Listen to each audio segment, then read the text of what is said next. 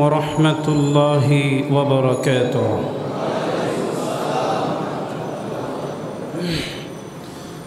إن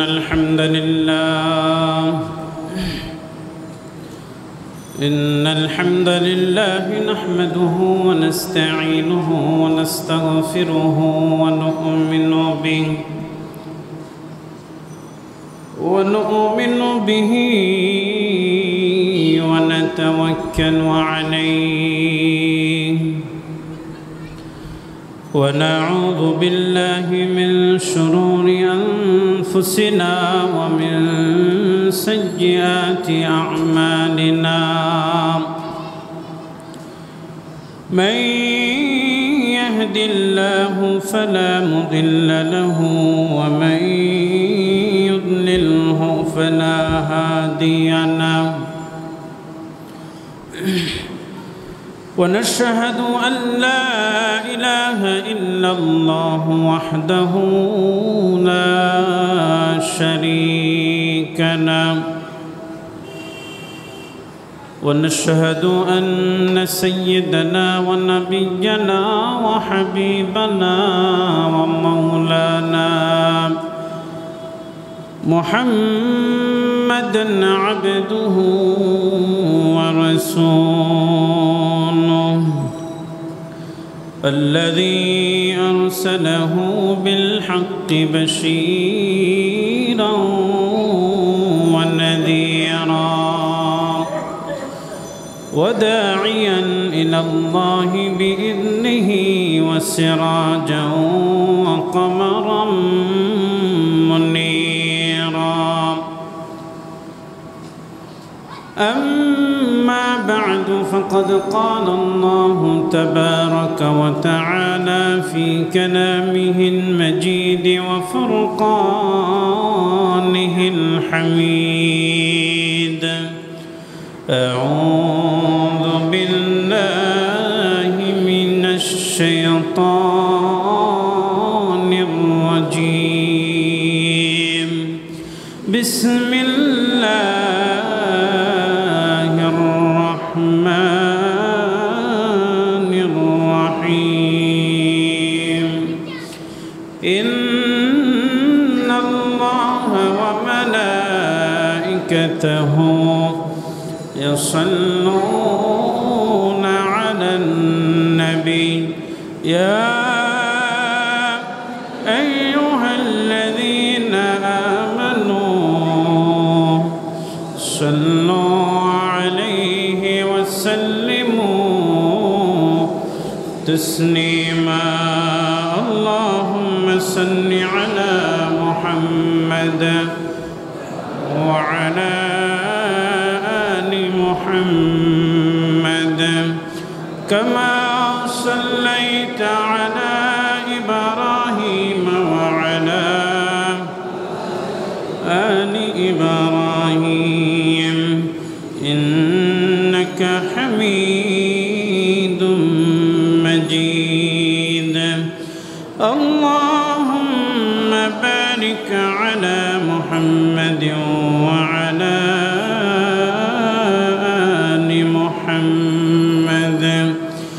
كما باركت على إبراهيم وعلى آل إبراهيم إنك حميد مجيد.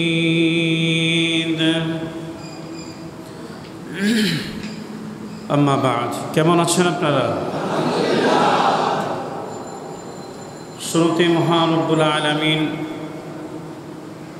আজ্জা ওয়া জালের দরবারে শুকরিয়ার মস্তক অবনত হচ্ছি, যিনি আমাদেরকে সপ্তাহের শ্রেষ্ঠ দিনে জুমার সালাত আদায়ের জন্য তার ঘর মসজিদে একত্রিত করেছেন, সমবেত করেছেন। সেই মহান রব্বি কারীমের দরবারে কালিমাতুশ শুকর পড়ছি সকলে উচ্চ আওয়াজে অন্তর থেকে বুলন্দ আওয়াজে আল্লাহর শেখানো কালামে প্রশংসা করছি। আলহামদুলিল্লাহ রব্বানা لك الحمد حمدا كثيرا طيبا মুবারাকান ফি। প্রশংসা করলাম কার? সর্ব অবস্থায় প্রশংসা করব একজনের, তিনি কে? অসংখ্য অগণিত দরুদ ও সালাম প্রেরণ করছি প্রিয় নবী রহমাতুল লিল আলামিন, নবী দো জাহা, আমাদের একমাত্র কান্ডারি, একমাত্র রাহবার, আমাদের একমাত্র শাফাআতকারী নবী মুহাম্মদুর রাসূলুল্লাহ সাল্লাল্লাহু আলাইহি ওয়াসাল্লামের প্রতি। সম্মানিত মসজিদের মুসল্লি ভাইরা,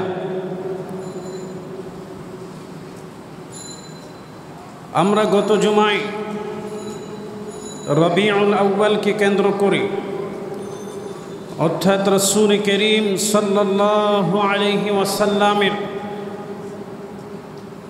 জন্মকে কেন্দ্র করে, আগমনকে কেন্দ্র করে আলোচনা শুরু করেছি।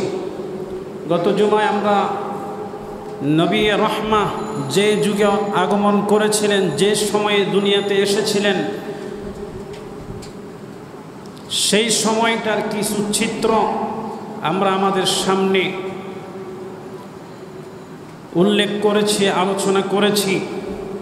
সেই যুগটাকে বলা হতো আইয়ামে জাহেলিয়াত, অর্থাৎ অন্ধকার যুগ।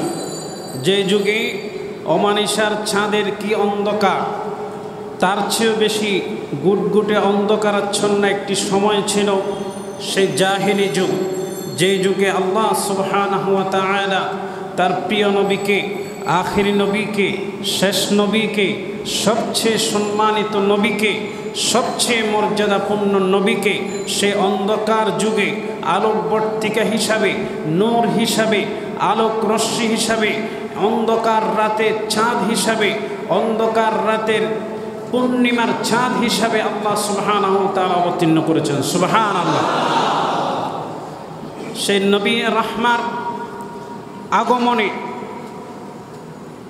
জাহেলি যুগে যতগুলো বড় বড় অন্ধকার ছিল, সব অন্ধকার, অমানিসার সেই ঘোর অন্ধকার কেটে একটি সুন্দর, একটি আলোপূর্ণ সমাজ, একটি সুন্দর সমাজ, সুন্দর রাষ্ট্র আল্লাহ সুবহানাহু ওয়া তাআলা এই নবীর মাধ্যমে, আমাদের নবী মুহাম্মদুর রাসূলুল্লাহ সাল্লাল্লাহু আলাইহি ওয়াসাল্লামের মাধ্যমে সারা পৃথিবীতে, সারা পৃথিবীর মানুষ যে মানুষগুলো থেকে শিক্ষা নেই, সারা পৃথিবীর মানুষ যে সমাজ থেকে শিক্ষা নেই, সারা পৃথিবীর মানুষ যে রাষ্ট্র থেকে আলো নেই, এমন একটি আলোক উজ্জ্বল রাষ্ট্র প্রতিষ্ঠিত করেছিলেন মুহাম্মদুর রাসূলুল্লাহ সাল্লাল্লাহু আলাইহি ওয়াসাল্লামের মাধ্যমে। আইয়ামে জাহেলিয়ার সবচেয়ে বড় অন্ধকার ছিল শিরিক। সবচেয়ে বড় অন্ধকার কি ছিল? শিরিক। তখনকার মানুষগুলো ইলাহ আল্লাহ সুবহানাহু ওয়া তাআলা, লা ইলাহা ইল্লাল্লাহ, এই কথাটাই বলে গিয়েছিল। তারা আল্লাহ যে একজন ইলাহ আছেন, একমাত্র ইলাহ, একমাত্র আল্লাহ, একমাত্র সৃষ্টিকারী যে একজনই, সেটা বলে তারা বিভিন্ন খোদা, বিভিন্ন উপাসনা, বিভিন্ন মানুষ, বিভিন্ন দেবদেবীর, গাছপালা, সূর্য চন্দ্রের, গ্রহ নক্ষত্রের পূজা করে তারা তাদের একত্ববাদকে বিনষ্ট করে তারা শিরিকের এক রাজত্ব তারা তখন কায়েম করেছিল। জোরে ঠিক কিনা? নবী রাহমা মুহাম্মদুর রাসূলুল্লাহ সাল্লাল্লাহু আলাইহি ওয়াসাল্লাম পৃথিবীতে আগমন করে প্রথম যে অন্ধকার দূর করলেন সেটি হচ্ছে অন্ধকার, শিরিকের অন্ধকার। ওয়া'বুদুল্লাহ ওয়ালা তুশরিকু বিহি শাইআ, ইবাদত যদি করতে হয়, গোলামি যদি করতে হয়, সিজদা যদি দিতে হয়, যদি কিছু চাইতে হয়, যদি কোনো কিছু মান্যত করতে হয়, সব কিছু একজনের নামে করতে হবে, একজনকে সিজদা দিতে হবে, একজনকে ডাকতে হবে, একজনের কাছে চাইতে হবে। তিনি হলেন কে? ওয়া'বুদুল্লাহ, একমাত্র আল্লাহর, একমাত্র আল্লাহর ইবাদত, গোলামি করতে হবে। ওয়ালা তুশরিকু বিহি শাইআ, তার সাথে কাউকে কোনো দেবদেবীকে, কোনো গাছপালাকে, কোনো সূর্যকে, কোনো চন্দ্রকে, কোনো নক্ষত্রকে, দুনিয়ার কোনো আসবাবকে এ আল্লাহর সাথে সংযুক্ত করা যাবে না, সামঞ্জস্যপূর্ণ করা যাবে না, শরীক করা যাবে না। যদি শরীক কোনোভাবে কোনো প্রকারে করে ফেলেন, এটার নাম শিরিক। একমাত্র আল্লাহকে সব কিছুতে প্রাধান্য দেওয়া, ডাকার ক্ষেত্রেও আল্লাহ, ছাওয়ার ক্ষেত্রেও আল্লাহ, সেজদার ক্ষেত্রেও আল্লাহ, এটার নাম হচ্ছে তাওহীদ। মুহাম্মদুর রাসূলুল্লাহ প্রথম দুনিয়া থেকে এই শিরিকের অমানিসা অন্ধকার, ঘোর অন্ধকারকে দূর করে তিনি লা ইলাহা ইল্লাল্লাহ তাওহীদের প্রতিষ্ঠা করেছিলেন। সুবহানাল্লাহ। এক নাম্বার কাজ। এরপরে তখনকার আরও যত বৈষম্য ছিল, আরও যত অন্ধকারাচ্ছন্ন বিষয় ছিল, সবগুলোকে একে একে মুহাম্মদুর রাসূলুল্লাহ দূর করে সমাজ থেকে একটি সুন্দর সমাজ তিনি বিনির্মাণ করেছিলেন। সুবহানাল্লাহ। তখনকার জাতপাতের বৈষম্য ছিল। মুহাম্মদুর রাসূলুল্লাহ সাল্লাল্লাহু আলাইহি ওয়াসাল্লাম তিনি এসে এই জাতপাতের বৈষম্য দূর করলেন। তিনি বললেন, ইয়া আইয়ুহান নাস, হে মানব সকল, ইন্না খালাকনাকুম মিন যাকারিন ওয়া উনসা, তোমরা এক নর এবং এক নারী থেকে সৃষ্ট। সুবহানাল্লাহ। ওয়া জাআলনাকুম শুউবান ওয়া ক্বাবাইলা লিতাআরাফু, তোমাদেরকে বিভিন্ন গোত্রে, বিভিন্ন বংশে, বিভিন্ন পরিবারে বিভক্ত করা হয়েছে, বিভিন্ন জাতিতে বিভক্ত করা হয়েছে। অন্য কোনো কারণ নয়, একজন আরেকজনের উপর জুলুম করবা, একজন আরেকজনের উপর উঠে যাবা, সেজন্য নয়, শুধু তোমাদের পরিচিতিটা ঠিক রাখার জন্য আল্লাহ তাআলা এই শ্রেণীভেদ করেছেন। সুবহানাল্লাহ। এভাবে করে সমস্ত মানুষকে একই গাছের শিকড়ের মতো সমস্ত মানুষকে ঐক্যবদ্ধ করেছেন। জাতপাতের যে বৈষম্য ছিল সেটি তিনি দূর করে দিয়েছেন। সুবহানাল্লাহ। এরপরে বড় বৈষম্য ছিল নারী জাতিকে নিয়ে। নারী জাতিকে তারা ভোগ্যের পণ্য হিসাবে ব্যবহার করত। তাদেরকে মানুষের মর্যাদা তারা দিত না। তাদেরকে এমন সময় দিয়েছিল, কন্যা সন্তান জন্ম নিলে তারা কোথায় মুখ লুকাবে, আল্লাহ সুবহানাহু ওয়া তাআলা কোরআনেও সেটি উল্লেখ করেছেন। কোথায় মুখ লুকাবে? যেই বাবার কন্যা সন্তান হতো, কেউ যদি খবর দিত বাবা তোমার কন্যা সন্তান হয়েছে, তবে সে 2-5 দিন 10 দিন এলাকায় ঢুকতো না। সে নিজের মুখ লুকাবার চেষ্টা করত। সেই এটা চিন্তা করত, আমি অভিশপ্ত হয়ে গেছি, আমি মানুষের কাছে কিভাবে মুখ দেখাবো। নাউজুবিল্লাহ বলেন। এমন একটা সময় ছিল, এই দুর্নাম, এই মানুষের কাছে মুখ না দেখানো, এই বিষয়টাকে সে দূর করার জন্য, নিজের আত্মমর্যাদাকে রক্ষা করার জন্য নিজের কন্যা সন্তানকে নিজের হাতে কবর দিত। তা মৃত্যু নয়, জিন্দা কবর দিত। নাউজুবিল্লাহ বলেন না। ওই অন্ধকার যুগ থেকে নারী সমাজকে টেনে মুহাম্মদুর রাসূলুল্লাহ এমন এক মর্যাদার আসনে তুলে দিলেন, মাতৃত্বের মর্যাদায় আসনে তুলে দিলেন, বোনের মর্যাদার আসনে তুলে দিলেন, স্ত্রীর মর্যাদার আসনে তুলে দিলেন। অর্থাৎ মানব কুলের সবচেয়ে মর্যাদার সম্মানের যে আসন, সেই আসন মুহাম্মদুর রাসূলুল্লাহ নারী জাতিকে দিয়ে দিলেন। সুবহানাল্লাহ। এভাবে করে জাহেলি যুগের সব অন্ধকার, সব অমানিসা আল্লাহ সুবহানাহু ওয়া তাআলা তার শেষ নবী, আখিরি নবীকে প্রেরণের মাধ্যমে এই জাহেলি যুগকে পরিবর্তন করে সোনালী যুগে রূপান্তর করে দিয়েছেন। সুবহানাল্লাহ। তো এই রবিউল আউয়াল মাস যখন আসে আমাদের মাঝে, তখন আমাদের এই আলোচনাগুলো একটু বেশি বেশি শোনা যায়। বিভিন্ন কার্যক্রম, কর্মসূচি আমরা হাতে নিই। জোরে বলেন ঠিক কিনা? আসলে তিনি তো এমন মানব, মহামানব, তিনি তো এমন নবী, মহানবী। ওনার আলোচনা এই 1 মাসে সীমাবদ্ধ থাকলে আপনার কি মনে হয় ওনার জীবনের আলোচনা, ওনার জীবন থেকে শিক্ষা নেওয়া কি আমাদের জন্য যথেষ্ট হবে? যদি বলেন যথেষ্ট হবে। মাস কেন্দ্রিক যদি আমরা কর্মসূচি করি, তাহলে মনে হয় না আমরা আমাদের জীবনে উপকৃত হতে পারব।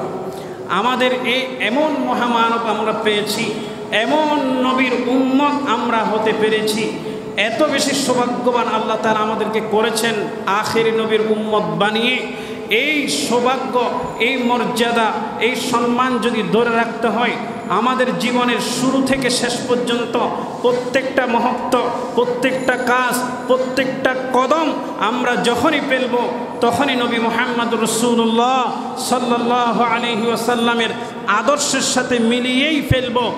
হচ্ছে কিনা মুহাম্মদ রাসূলুল্লাহ সাল্লাল্লাহু আলাইহি ওয়াসাল্লামের আদর্শ মতো আমার জীবন জিন্দেগি, আমি যে সামনে আগাচ্ছি সেটি আমার নবীর আদর্শ মতো হচ্ছে কিনা, এই চিন্তা ধারণা যদি অন্তরে লালন করতে না পারি, 1 মাসের কর্মসূচি দিয়ে অথবা 2 মাসের কর্মসূচি দিয়ে অথবা 3 মাসের কর্মসূচি দিয়ে, রবিউল আউয়ালের 2-5 দিন বন্ধ দিয়ে, রবিউল আউয়ালের কিছু কর্মসূচি হাতে নিয়ে এই মহাপুরুষ থেকে, মহানবী থেকে, দুনিয়ার ভিতরে আসমানের নিচে জমিনের উপরে সবচেয়ে সম্মানিত, সবচেয়ে মর্যাদামান এই মানুষ থেকে আমরা উপকার নিতে পারবো? যদি পরিপূর্ণ উপকার নিতে হয়, নবীর উম্মত হিসাবে নিজেকে পরিচিত করাতে হয়, পরিচয় দেওয়ার মতো যোগ্যতা অর্জন করতে হয়, তাহলে আমাদের এই 1 মাস 2 মাস 5 মাসের কর্মসূচি দিয়ে হবে না। আমাদের জীবনের প্রত্যেকটা কাজকে নবী মুহাম্মদ রাসূলুল্লাহ সাল্লাল্লাহু আলাইহি ওয়াসাল্লামের এই জীবন পদ্ধতির ভিতরে ফেলে, ওই মাপকাঠি দিয়ে মেপে আমাদের জীবনকে সামনে অগ্রসর করতে হবে। তবেই আমরা নবীর প্রকৃত উম্মত হতে পারবো, তবেই আমরা নবীর প্রকৃত উম্মত হয়ে নবীর সামনে দাঁড়াতে পারব। আর যদি প্রকৃত উম্মত হয়ে যদি নবীর সামনে দাঁড়াতে না পারি, শুধু কিছু আনুষ্ঠানিকতা,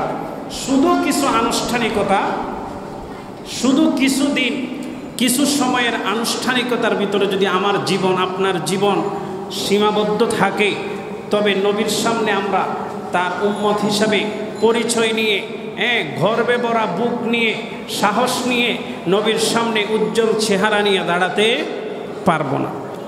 এই যে উপলক্ষ করে যে কাজগুলো করা হয়, এগুলোকে শরীয়তের পরিভাষায় কি বলা হয় জানেন? কি বলা হয়? বেদাত বলা হয়। কি বলা হয়? উপলক্ষ করে কোনো দিনক্ষণকে কেন্দ্র করে, উপলক্ষ করে যদি কোনো কাজ ধর্মের ভিতরে নতুন করে সংযোজন করা হয়, বাড়াবাড়ি করা হয়, যেটি নবী করেন নাই, যেটি সাহাবীরা করেন নাই, যেটি তাবেঈনরা করেন নাই, যেটি তাবেঈনরা করেন নাই, যেটি আসলাফরা করেন নাই, যেটি সালাফরা করেন নাই, যেটি মনীষীরা ইসলামের বড় বড় বিদাত্তিক ওলামায়ে কেরাম করেছেন বলে কোনো প্রমাণ নেই, এই ধরনের কার্যকলাপগুলো যদি ধর্মের ভিতরে পাপ পুণ্যের কাজ হিসাবে, সওয়াবের কাজ মনে করে নতুন কিছু সময়কে, কোনো ক্ষণকে, কোনো দিনকে নির্দিষ্ট করে যদি এই ধরনের কোনো কার্যকলাপ করা হয়, তবে সেটাকে শরীয়তের পরিভাষায় কি বলা হয়? জোরে বলেন, কি বলা হয়? বেদাত। আমরা কোনো বেদাতমূলক কোনো কার্যক্রম করতেছি কিনা এটা দেখা দরকার আছে না নাই? কারণ বেদাত যদি আপনি করেন, অতিরিক্ত বেদাত মানে কি কাজ? অতিরঞ্জিত কাজ, যেটি নবী আলাইহি রাহমা থেকে প্রমাণিত নয়, অথবা ওনার সাহাবীদের থেকে দিয়ে প্রকাশিত নয়, এই ধরনের কার্যক্রম যেগুলো আমরা সওয়াব মনে করে, পুণ্য মনে করে মনে করতেছি এটি ভালো কাজ, এটি করলে আমি নাজাত পাবো, মনে করতেছি এটি আমার নবী করেছেন, আসলে নবী করেন নাই, মনে করতেছি এটি সাহাবীরা করেছেন, আসলে সাহাবীরাও করেন নাই, এই ধরনের কোনো কার্যক্রমে যদি নিজেদেরকে সম্পৃক্ত করে ফেলি, তবে আমাদের জীবনের সাথে, আমাদের নামের সাথে, আমাদের জিন্দেগির সাথে একটা শব্দ যুক্ত হয়ে যাবে, সেটি হচ্ছে বিদআত। কি বলেন? বিদআত। বড় মারাত্মক, অনেক বড় গুনাহের কাজ বিদআত, অনেক বড় গুনাহের কাজ। এটি অনেক বড় বাড়াবাড়ি। নবী আলাইহির রাহমা যারা দুনিয়াতে বিদআত করে নবীর সামনে দাঁড়াবে, আল্লাহর নবী তাদেরকে চিনবেন না, তাদেরকে উম্মত হিসেবে গ্রহণ করবেন না, উম্মত হিসেবে গ্রহণই করবে না। তারা আল্লাহর নবীর শাফাআত পাবে না। নবীর হাতে কিয়ামতের মাঠে সবচেয়ে আকাঙ্ক্ষিত যে বস্তু, সেই বস্তুর নাম হচ্ছে হাউজে কাউসার। জোরে বলেন না, কি? হাউজে কাউসার। কিয়ামতের মাঠে সবচেয়ে আকাঙ্ক্ষিত বস্তু হচ্ছে হাউজে কাউসার। কারণ সেদিন এমন একটি বিভীষিকাময় সময় প্রবর্তিত হবে যেদিন মানুষ এক ফোঁটা পানির জন্য নিজের সব কিছু দিয়ে দিবে, নিজের সব আমলও দিয়ে দেওয়ার চেষ্টা করবে। এই ধরনের বিভীষিকাময় মুহূর্তে যদি নবী আলাইহির রহমা আমাদেরকে আদর করে সোহাগ করে আমাদেরকে ডাকে, আমার উম্মত আব্দুর রহমান তুমি পিপাসার্ত, তুমি একটু আমার কাছে আসো, আমার হাতের এই পেয়ালায় তোমাকে আমি হাউজে কাউসার পান করাই দেবো। সুবহানাল্লাহ। তো এর থেকে বড় সৌভাগ্য সেদিন আর কিছু হতে পারে না। এই সৌভাগ্য থেকে কারা বঞ্চিত হবে? নবী আলাইহিস সালাম স্পষ্ট বলছেন, তারা হচ্ছে ওই মানুষগুলো যারা যেটি নবী করেন নাই, দুনিয়াতে নবী এস্টাবলিশ করে যান নাই, নবী করেও যান নাই, করার অনুমতিও দেন নাই। নবীর সাহাবীরা যারা নবীকে দেখে দেখে বড় হয়েছেন, নবীর সাথে থেকে থেকে তাদের জীবন কাটিয়েছেন, নবীর পূর্ণাঙ্গ জীবন যারা নিজের দুই চোখ দুই নয়নে দেখেছেন, এই ধরনের মানুষগুলো সাহাবীরা যারা দুনিয়াতে থেকেই জান্নাতের সার্টিফিকেট প্রাপ্ত হয়েছেন, এই মানুষগুলোও করেন নাই। এবং তার পরবর্তীতে যারা সাহাবীদেরকে দেখে দেখে বড় হয়েছেন, যারা সাহাবীদের কার্যক্রম আমল আখলাক দেখে দেখে বড় হয়েছেন, তারাও জীবনে করেন নাই। নতুন করে সওয়াব মনে করে, পুণ্য মনে করে, ভালো কাজ মনে করে এমন কিছু জিনিসের প্রবর্তন আমরা করেছিলাম দুনিয়াতে যেটির সাথে নবীর কোনো সম্পর্ক নাই। এই কাজের সাথে যে মানুষগুলো জড়িত হয়ে যাবে কিয়ামতের মাঠে, সেই বিভীষিকাময় সময়ে নবী আলাইহির রহমা তাদেরকে কাউসার পান করাবেন না। মানুষ যখন লাইনে লাইনে কাতারে কাতারে কাউসার পান করতে আসবে, কোন মানুষ? যারা নবীর প্রকৃত উম্মত, নবীর আদর্শ তাদের সারা জীবনে ধারণ করেছিল, তাদের নিজের জীবন, পারিবারিক জীবন, তাদের সব জীবনে, অর্থনৈতিক জীবন, রাষ্ট্রীয় জীবন, সামাজিক জীবন, একজন মানুষের সাথে যত জীবন সম্পৃক্ত, সব জীবনের নবীর আদর্শকে বাস্তবায়ন করেছিল।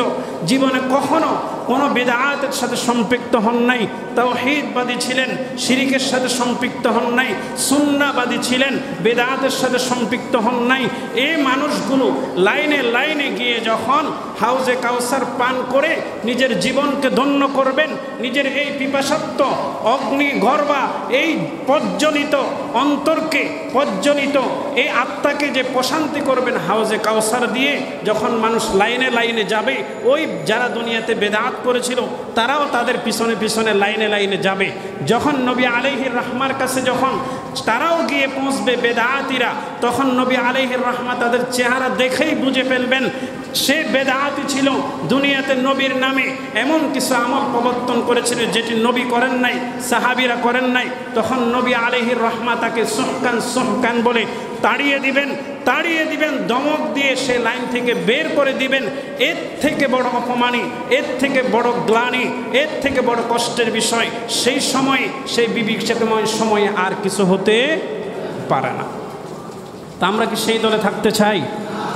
জোরে বলেন, কোন দলে থাকতে চান? যেই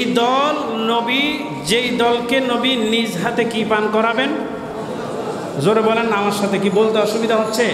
হাউজে কাউসার আমরা চাই কি চাই না? যেই দলকে নবী আলাইহির রহমান নিজ হাতে কি পান করাবেন? হাউজে কাউসার। সেই দলে আমরা থাকতে চাই কি চাই না? হাত দেখান না, চাই কি চাই না? হাত নামান। তাহলে কি করা যাবে না? বেদাত করা যাবে না, অতিরিক্ত কিছু করা যাবে না, অতিরঞ্জন কিছু করা যাবে না। যেটি নবী করেন নাই এমন কোনো কাজ করা যাবে না, যেটি সাহাবীরাও করেন নাই এমন কোনো কাজ করা যাবে না। এক লাইনে থাকতে হবে, যে লাইন মুহাম্মাদুর রাসূলুল্লাহ সাল্লাল্লাহু আলাইহি ওয়াসাল্লাম শুরুও করেছিলেন, যে লাইনের শেষেও নবী মুহাম্মাদুর রাসূলুল্লাহ, যে লাইনের শুরুতে মুহাম্মাদুর রাসূলুল্লাহ, ওই লাইনের উপর থেকে যদি দুনিয়ার জীবন শেষ করতে পারেন, ইনশাআল্লাহ সেই বিভীষিকাময় মুহূর্তে নবী আলাইহির রহমা আপনাকে রহমতের শব্দে খুব আদর করে, মহাব্বত করে, ভালোবেসে কাছে ডেকে নিজ হাতে হাউজে কাউসারের পানি পান করাবেন। শুধু তাই নয়, আল্লাহর কাছে সুপারিশ করে জান্নাতেও পাঠাবেন। সুবহানাল্লাহ। ওই দলে থাকতে চাই তো আমরা সবাই? তাহলে সাবধান থাকতে হবে। একটু কি থাকতে হবে? কোনো প্রোডাক্ট যখন নতুন বের হয়, কোনো একটি প্রোডাক্ট, কোনো একটি পণ্য যখন নতুন বের হয় এটার কপি থাকে না। কি থাকে না বলেন না? এটা অরিজিনালি থাকে। আগে দেখতেন না জাপানি গড়িগুলো জাপানি ছিল কি ছিল না? ওই জাপানি গড়িকে আর কেউ তৈরি করতে পারতো? জাপানি ছিল। এখন গড়ি যখন আস্তে আস্তে পুরাতন হয়েছে, এটার কি বের হয়ে গেছে? কথা বলেন না। কফি বুঝেন? মানে ডুবলি বের হয়েছে আর কি। মাশাআল্লাহ, ডুবলি অর্থাৎ যে জিনিস একটু পুরাতন হয়ে যায় এটা ডুবলি বেশি বের হয়। ঠিক কিনা? কথা ঠিক কিনা? তাহলে আপনাকে সচেতন থাকতে হবে যে আমি আসলে জাপানি দেখে কিনব, আমি অরিজিনাল গড়িটা কিনবো অথবা অরিজিনাল প্রোডাক্টটাই কিনবো। সেক্ষেত্রে কে যাচাই বাছাই করবে? কথা বলেন। সওদাগর কি আপনাকে যাচাই বাছাই করে দিবে? ও তো 2 নম্বরটা বিক্রি করার চেষ্টা করবে, ওটাতে লাভ বেশি। আপনাকে যাচাই বাছাই করে নিতে হবে যে আসলে জিনিসটা কি 1 নাম্বার নাকি 2 নাম্বার। তো নবী আলাইহির রাহমা দুনিয়া থেকে বিদায় নিয়েছেন প্রায় 1400-1500 বছর হয়ে গেছে। কথা বলেন ঠিক কিনা? এরপরে এত দীর্ঘ যে সময়টা, এর ভিতরে অনেক কফি নবীর নামে, নবী করেছেন বলে, নবী অনুমতি দিয়েছেন বলে অনেক কফি আমল আমাদের সমাজে বের হয়ে গেছে। যেমন ঠিক কিনা? কফি এগুলো কিন্তু অরিজিনাল না, কফি ডুবলি বের হয়েছে। তো এই ডুবলিকে আপনি পরীক্ষা নিরীক্ষা করে যাচাই বাছাই করে সঠিকটা, যেটা নবী আলাইহির রাহমা, যেটি নবী থেকে প্রমাণিত, যেটি সুন্নাহ সম্মত, যেটি নবীর আদর্শে আদর্শিত, এই ধরনের কার্যক্রম, এই ধরনের আমলগুলো বেছে বেছে আপনাকে এই ফিতনার জামানায় করতে হবে। সেটা পরিমাণে অল্প হোক। আর আপনি কফি জিনিস, ডুবলি জিনিস পরিমাণে বেশিও যদি নেন, সেটি কিন্তু অরিজিনালের মতো কাজ দিবে না। অরিজিনাল করি একটা আর কফি 10টা মিলান, এটা কিন্তু অরিজিনালের সাথে মিলবে না, লাস্টিংও করবে না। একই বিষয় এখানে। আপনি যদি কফি অনেক আমল করেন, আপনি এটাকে নেক মনে করেই করতেছেন, অনেক কাজ, অনেক নেক আমল আপনি করতেছেন, অনেক নেক আমল, তবে সেটি কিন্তু ডুবলি কফি, নবী আলাইহির রাহমার সাথে মিলে না, নবীর দেওয়া সেই পদ্ধতির সাথে মিলে না, সেই সিস্টেমের সাথে মিলে না।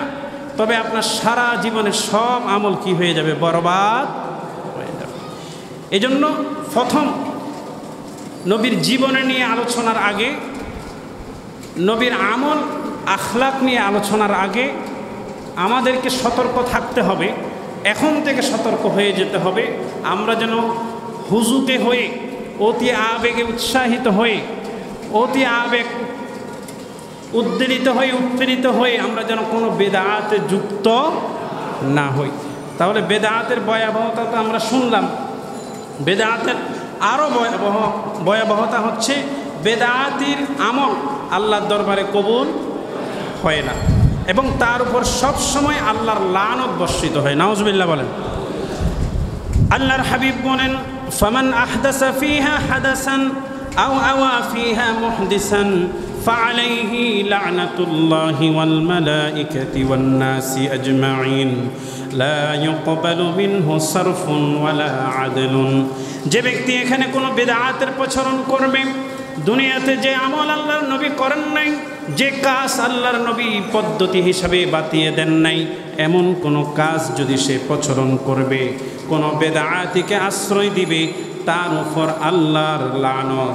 শুধু তাই নয়, আল্লাহর সমস্ত ফেরেশতারাও তার উপর লানত করে। নাউজুবিল্লাহ।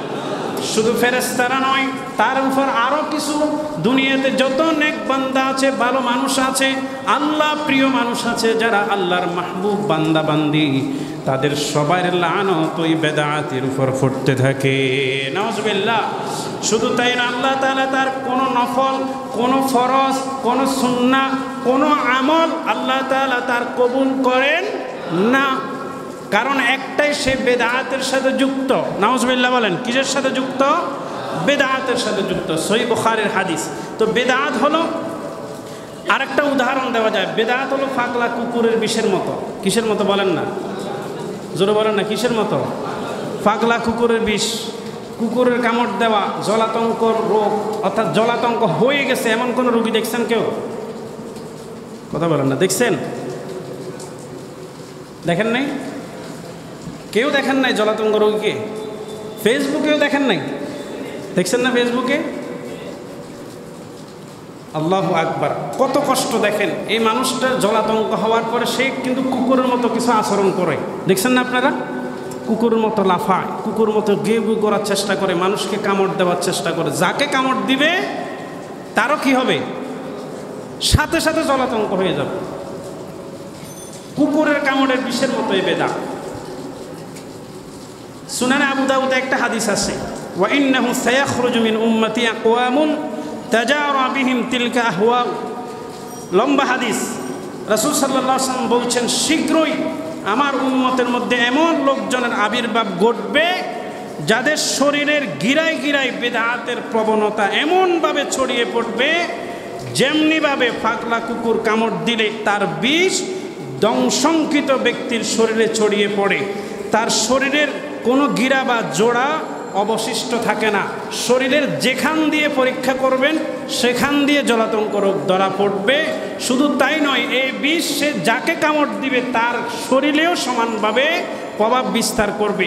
বেদাত এমন একটা রোগ, যে রোগে যদি কাউকে পেয়ে যায়, সে যে সমাজে ঢুকবে, যে ঘরে ঢুকবে, যেই রাস্তায় ঢুকবে, যেই সমাজে সে প্রভাব বিস্তার করবে, সেই সমাজেও প্রভাব বিস্তার করবে, সেই পরিবারেও প্রভাব বিস্তার করবে।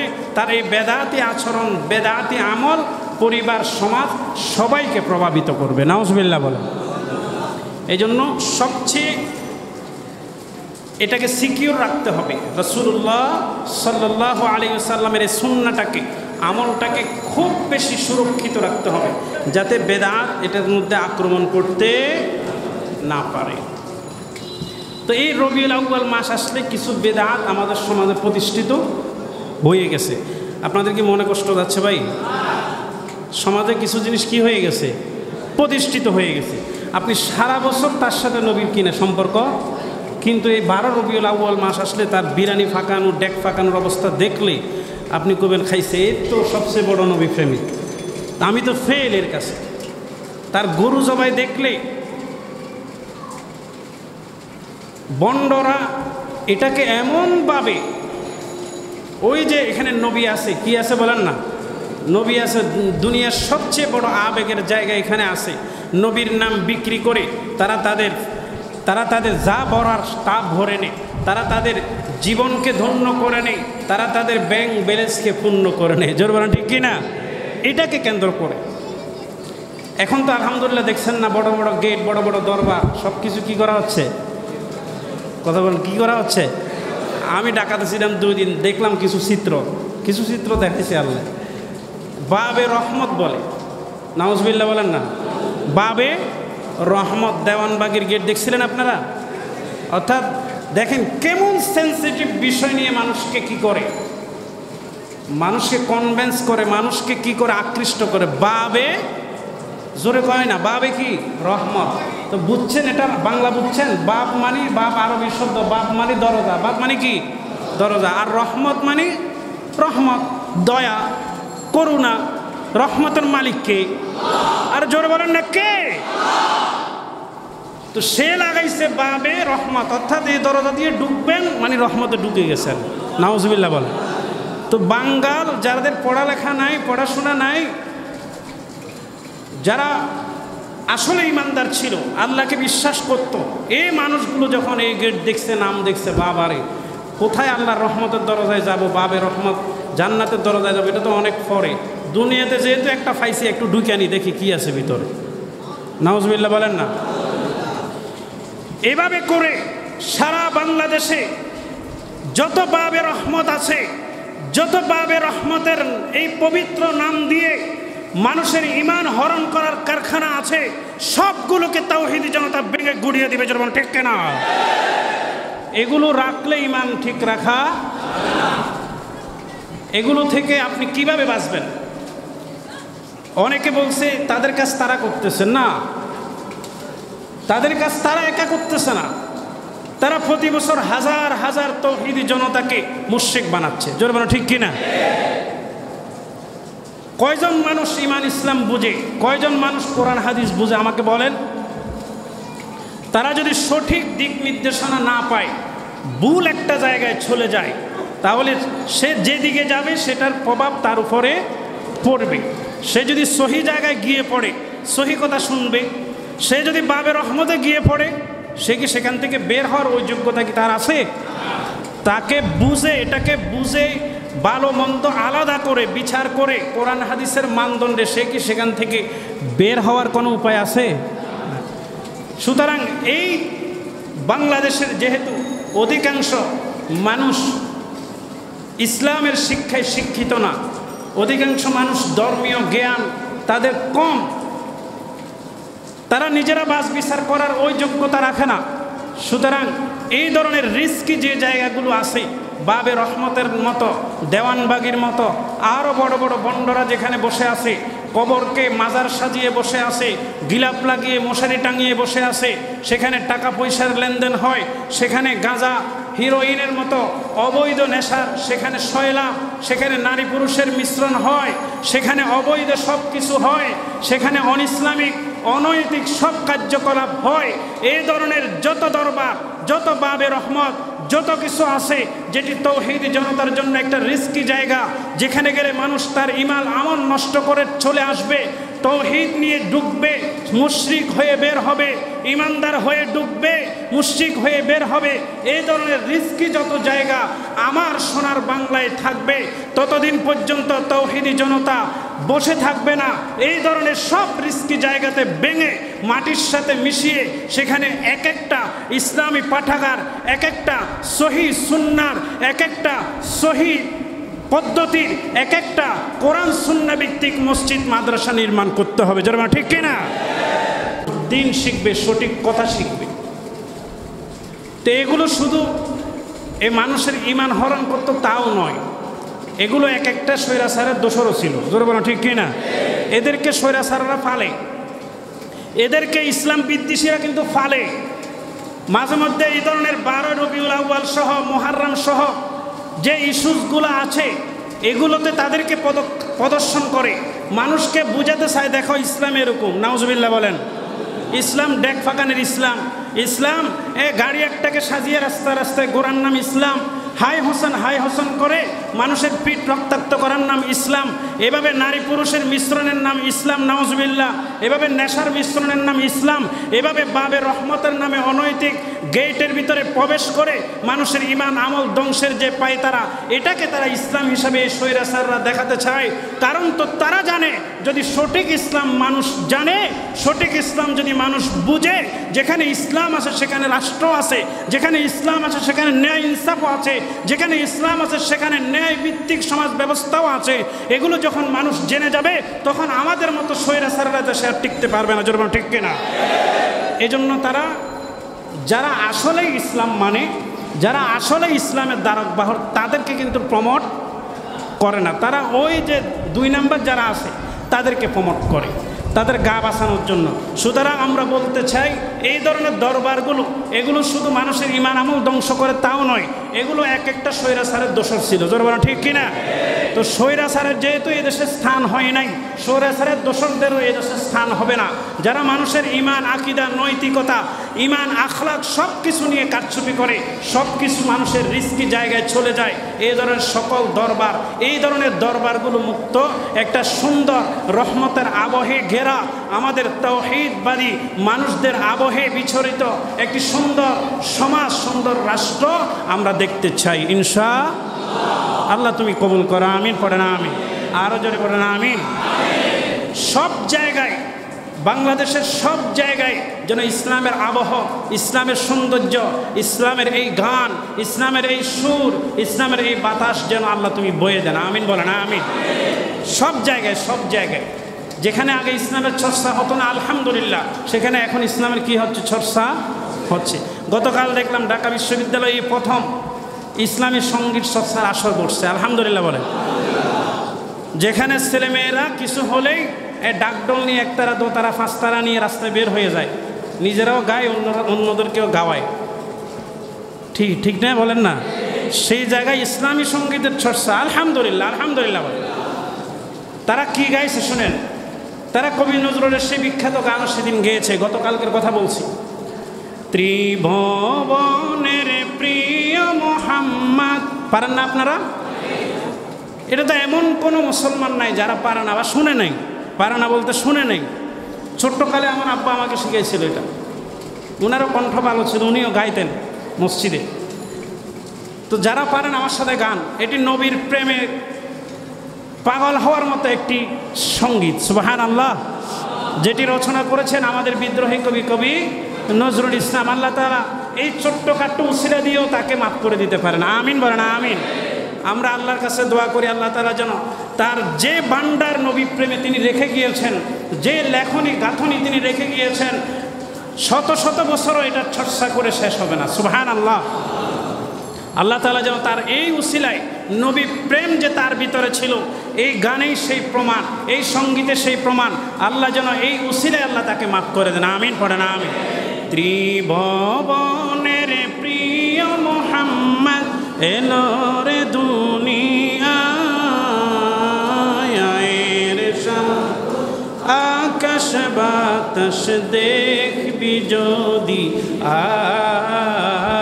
আয়ের সাগর, দেখবি যদি আয়। মাশাআল্লাহ, আপনারা তো পারেন মাশাআল্লাহ।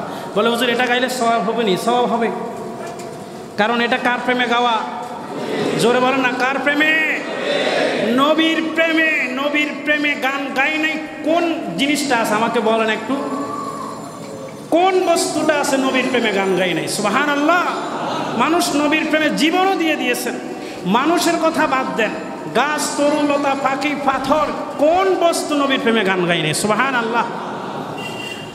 আল্লাহর নবী মুহাম্মদুর রাসূলুল্লাহ সাল্লাল্লাহু আলাইহি ওয়াসাল্লাম মসজিদে নববী যখন খেজুর পাতার ছাউনির মসজিদ ছিল, তখন তিনি খেজুর, একটা মরা খেজুর গাছের সাথে হেলান দিয়ে অথবা সেটাকে হাতে ধরে তিনি খুতবা প্রদান করতেন। সুবহানাল্লাহ। যখন মদিনার রাষ্ট্র কায়েম হলো, সাহাবীরা, ধনী সাহাবীরা আছে না নাই? কিছু সাহাবী মিলে কাঠের দামি একটা মিম্বার বানিয়ে রাসূল সাল্লাল্লাহু আলাইহি ওয়াসাল্লামকে জুমার দিনে বসিয়ে দিলেন। সুবহানাল্লাহ। আর উস্তুনে হান্নানা, ওই খেজুর গাছটাকে এক পাশে রেখে দিলেন, মরা খেজুর গাছটাকে এক পাশে রেখে দিলেন। আল্লাহর হাবিব একটি দামি মিম্বারে বসে খুতবা দিবেন। ঠিক এই মুহূর্তে কান্নার আওয়াজ শোনা যায়, কান্নার আওয়াজ। আল্লাহু আকবার। হাদিসে এসেছে কেমন কান্না। মার স্তন থেকে যখন ছোট্ট শিশু বাচ্চাকে দুধ খাওয়া অবস্থায় যখন মার স্তন থেকে টেনে নিয়ে ফেলা হয়, এই ছোট্ট শিশু যেমনভাবে, যে শব্দে, যে আওয়াজে, যে চিৎকার করে কান্না করে, ঠিক সেম সেই আওয়াজে খেজুর গাছ, মরা খেজুর গাছ কান্না করতেছে। সুবহানাল্লাহ। হাদিসের ভিতরে আছে তিরমিজি, ইবনে মাজাহ, আবু দাউদ সহ অসংখ্য হাদিসের কিতাবে হাদিসটি এসেছে। রাসূল সাল্লাল্লাহু আলাইহি ওয়াসাল্লাম বুঝতে পেরেছেন, সাহাবীরা তখনও কেউ বুঝতে পারেন নাই কান্নার আওয়াজ কোথায় থেকে আসে। আমার রহমতের নবী, দয়ার নবী, তিনি বুঝে গিয়েছেন। তিনি এই দামি কাঠের মিম্বার থেকে উঠে ওই উস্তুনে হান্নানা খেজুর গাছের গায়ে হাত বুলিয়ে দিলেন। অন্য হাদিসে এসেছে তিনি উস্তুনে হান্নানাকে বুকে জড়িয়ে ধরলেন, সাথে সাথে তার কান্না বন্ধ হয়ে গেল। সুবহানাল্লাহ। তো নবীর প্রেম কার ভিতরে ছিল না? পাথরের ভিতরে নবীর প্রেম ছিল, তরুলতার ভিতরে নবীর প্রেম ছিল, সাগরের মাছের ভিতরে নবীর প্রেম ছিল। সবাই প্রেম দেখিয়েছে। উস্তুনে হান্নানা খেজুর গাছের ভিতরে নবীর প্রেম ছিল। খেজুর গাছকে আল্লাহর নবী এত বেশি ভালোবাসতেন, দুনিয়াতে ভালোবেসেছেন যতদিন ছিলেন, এবং জান্নাতেও এই খেজুর গাছের স্থান আল্লাহর নবী করে দিয়েছেন। সুবহানাল্লাহ। আল্লাহু আকবার, আল্লাহু আকবার। কি প্রেম রে ভাই! তো যে উস্তুনে হান্নানা খেজুর গাছের ভিতরে প্রেম আছে। আমরা এই ৬,০০০ কিলোমিটার দূরে নবীরা আসে, যারা নবীকে জীবনে একবারও দেখি নাই, অথবা এখনো অনেক আল্লাহর নবীর উম্মত আছে বাংলাদেশে, যারা একবারও গিয়ে নবীর সামনে, রওজার সামনে দাঁড়িয়ে সালাম দিতে পারে নাই। আছে না? না। তো আমাদের ভিতরে প্রেম থাকা স্বাভাবিক। প্রেম যদি না থাকে নবীর সুপারিশ কিভাবে পাবো, নবীর আদর্শকে জীবনে কিভাবে ধারণ করব? এজন্য সবার ভিতরে নবীর প্রেম পরিপূর্ণ থাকা যায়। ওই প্রেম নয় শুধু 12 রবিউল আউয়াল মাস আসলে ঢেউ দেয়, ওই প্রেমের দরকার নাই। সারা বছর 12 মাস যেন নবীর প্রেম ভিতরে থাকে। আর 12 মাসের প্রেম যখন আপনার ভিতরে থাকবে, দুনিয়ার কারো আদর্শকে আপনার আর ভালো লাগবে না, ঠিক কিনা? আর ওই প্রেম যদি ভিতরে না থাকে, আপনি মাঝে মধ্যে কার্ল মার্কসের আদর্শ, মাঝে মধ্যে লেনিনের আদর্শ, মাঝে মধ্যে শেখ মুজিবের আদর্শ, মাঝে মধ্যে শহীদ জিয়ার আদর্শ, মাঝে মধ্যে অমুকের আদর্শ, মাঝে মধ্যে তমুকের আদর্শ আপনার কাছে ভালো লাগবে। আর যদি নবীর প্রেম প্রকৃত প্রেম অন্তরের ভিতরে থাকে, দুনিয়ার কোনো মানুষের আদর্শ নবীর আদর্শের সামনে দাঁড়াতে পারবে না, ঠিক কিনা? ওই প্রেম যে শুধু 12 রবিউল আউয়ালের প্রেম, এজন্য দেখবেন সব করে, কিন্তু আদর্শ মানে আরেকজনের, আছে না নাই? নেতা কিন্তু আরেকজন, এমনি নবীকে ভালোবাসে, জান দিয়ে ফেলাইবে, জান কি দিয়ে ফেলাইবে, কিন্তু নেতা মানে কাকে? আরেক চোর ডাকাত বদমাশ তাদেরকে নেতা মানে, জোর বানো, ঠিক কিনা? যদি আদর্শটা পরিপূর্ণ আদর্শ, 12 মাসের আদর্শ, প্রকৃত আদর্শ হতো, নবীর আদর্শ যেখানে আছে, নবীর রাষ্ট্র ব্যবস্থা যেখানে আছে, নবীর সংবিধান কোরআন যেখানে আছে, দুনিয়ার কারো আদর্শ মানি না, জোর ঠিক কিনা? কারো আদর্শের দ্বারে দাঁড়ি না। দুনিয়ার কোনো মানুষ কি কোনো মানুষের আদর্শ হতে পারে? আপনি তার জীবন কেটে দেখেন, তার জীবনে কত ফলস আছে, কত ঘাটতি আছে। আর নবীর জীবন কেটে দেখেন, আপনি কাকে আদর্শ বানিয়েছেন? ত্রিভুবনের প্রিয় মুহাম্মদ এলো রে দুনিয়ায়, সাগর আকাশ বাতাস দেখবি যদি, জোরে আয় রে সাগর আকাশ বাতাস, দুলির দরা বেহেশতে আজ জয় করিল দিল রে নাজ, দুলির দরা বেহেশতে আজ জয় করিল দিল রে না। আজকে খুশির ডল নেমেছে, সুবহানাল্লাহ, আজকে খুশির ডল নেমেছে ধূসর সাহারায়,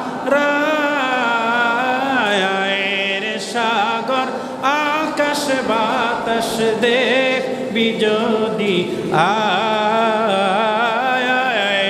সাগর আকাশ বাতাস দেখবি যদি, দেখ আমি না মায়ের কোলে, আল্লাহু আকবার, দেখ আমি না মায়ের কোলে, দোলে শিশু ইসলাম দোলে, কচি মুখে শাহাদাতের বাণী, কচি মুখে শাহাদাতের বাণী অনিশে শোনায় রে, আকাশ বাতাস ত্রিভুবনের প্রিয় মুহাম্মদ এলো রে দুনিয়ায়, সাগর আকাশ বাতাস দেখবি যদি, আয় সাগর আকাশ বাতাস দেখবি যদি। আল্লাহু আকবার, আল্লাহ, কি ভালো লাগে কি লাগে না? অন্তর প্রশান্তি হয় কি হয় না? নবীর অনেক গান আছে, শত শত হাজার হাজার লক্ষ লক্ষ নবী প্রেমে উদ্ধৃত প্রেমিকরা, কবিরা তারা লিখেছেন। এই গানগুলো আমাদের শোনা দরকার। কি গান শুনেন? এই গানগুলো শুনবেন, এই সঙ্গীতগুলো শুনবেন, ইনশাআল্লাহ নবীর প্রেম আরও বেশি মজবুত হবে ইনশাআল্লাহ। আমরা নবীর প্রেমে প্রকৃত প্রেমিক হয়ে এই সমাজকে নবীর সাজানো সেই সমাজে পরিণত করতে চাই ইনশাআল্লাহ। নবীর সুন্নাহ দিয়ে আমাদের জীবনকে রঙিন করতে চাই, সুন্দর করতে চাই, সাজাতে চাই। কে কে ইনশাআল্লাহ? হাত তুলেন তো দেখি ইনশাআল্লাহ। আল্লাহু আকবার, আল্লাহু আকবার, হাত নামান ইনশাআল্লাহ। তো বিস্তারিত নবীর সুন্নাহ, নবীর পারিবারিক জীবন, সামাজিক জীবন, রাষ্ট্রীয় জীবন, নবীর জন্ম বৃত্তান্ত সব নিয়ে আলোচনা হবে, আস্তে আস্তে যাবে ইনশাআল্লাহ। আজকে আমরা সতর্ক হলাম যাতে করে কোনো ধরনের আনুষ্ঠানিকতা, বেদাতপূর্ণ কোনো কাজ আমাদেরকে স্পর্শ করতে না পারে। সতর্ক, নবীর উম্মত হিসাবে সতর্ক হয়েছেন তো আপনারা? একটু নড়ে সড়ে বসবেন তো ইনশাআল্লাহ। কোনো বেদাতপূর্ণ কাজে অংশগ্রহণ করবেন না। নবীর জন্ম কত তারিখে? অনেক মতভেদ আছে এটা নিয়ে, অনেক কি আছে? মতভেদ আছে। তা আপনি যেখানে মতভেদ মতানৈক্য আছে সেখানে যাবেন কেন? এবং ওইটা ছাড়াও নবীর জন্মে নবী কি করেছেন, নবীর জন্মে সাহাবীরা কি করেছেন, নবীর জন্মে তাবেঈরা কি করেছেন, সেটা কি কিতাবে হাদিসে আছে না নাই? জোরে বলেন না, আছে না নাই? তো আপনি সেদিকে না গিয়ে নিজের ইচ্ছা মতো, নিজের খেয়াল খুশি মতো কে কি করলো সেদিকে যাওয়ার কোনো সুযোগ, এই সুযোগ আগে যা ছিল আজকে বন্ধ করে দিলাম, আজকে থেকে বন্ধ ইনশাআল্লাহ। বলেন ইনশাআল্লাহ। আমরা সুন্নাহ ভিত্তিক নবীর যে মিলাদ বলেন, সিরাত বলেন, এগুলো সুন্নাহর মাপকাঠির বাহিরে যাবে না ইনশাআল্লাহ। ইনশাআল্লাহ। ওমা তাওফীকি ইল্লা বিল্লাহ। আসসালামু আলাইকুম ওয়া রাহমাতুল্লাহি ওয়া বারাকাতুহু। আইসির মিডিয়া, সত্য ও দিন প্রচারের লক্ষ্যে।